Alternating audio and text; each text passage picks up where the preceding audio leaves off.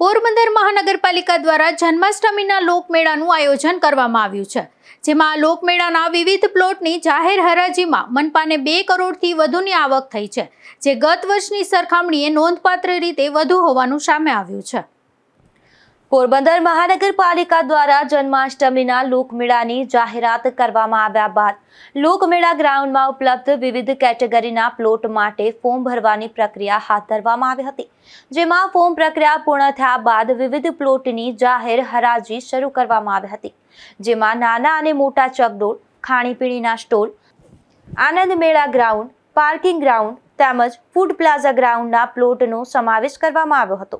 તારીખ 12 અને 14 ઓગસ્ટ દરમિયાન યોજાયેલી આ હરાજીમાં પોરબંદર મહાનગરપાલિકાને કુલ ₹2,67,00,000ની આવક થઈ હતી। મહત્વની વાત એ છે કે ગત વર્ષે લોકમેળાના પ્લોટની હરાજીમાંથી મનપાને ₹2,19,00,000ની આવક થઈ હતી, જ્યારે વર્ષે આવકમાં વધારો નોંધાતા મનપાને અંદાજે ₹48 લાખ વધુ આવક થઈ છે।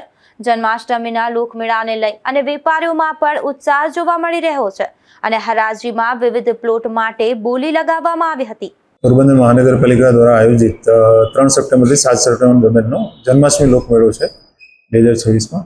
એની જુદા જુદા કેટેગરીની હરાજી હમણાં અમે 12 તારીખથી શરૂ કરી હતી અને ગઈકાલે અમે પૂર્ણ કરેલ છે, જેમાં મોટા યાંત્રિક ચકડોળ, નાના યાંત્રિક ચકડોળ, પછી જુદા જુદા મેળાના ગ્રાઉન્ડ, પછી ખાણીપીણી અને રમકડાના સ્ટોલ્સ, તેની પ્લોટની હરાજી અમે ગઈકાલે તમામ હરાજીઓ પૂર્ણ કરેલ છે। ગયા વર્ષે અમને અંદાજિત ₹2,19,00,000 જેટલી આવક થઈ હતી અને આ વર્ષે અત્યાર સુધીમાં હરાજીનું અમે જે એસ્ટિમેટ કાઢ્યો છે એમાં ₹2,67,00,000 જેટલી અંદાજિત હરાજીની કિંમત થાય છે।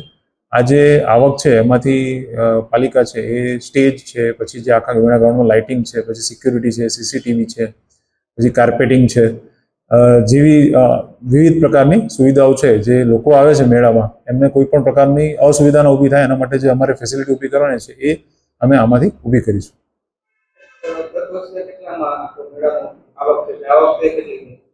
ગત વર્ષે અંદાજિત ₹2,19,00,000 જેટલી આવક હતી અને આ વર્ષે ₹2,67,00,000 જેટલી અંદાજિત આવક થવાની છે।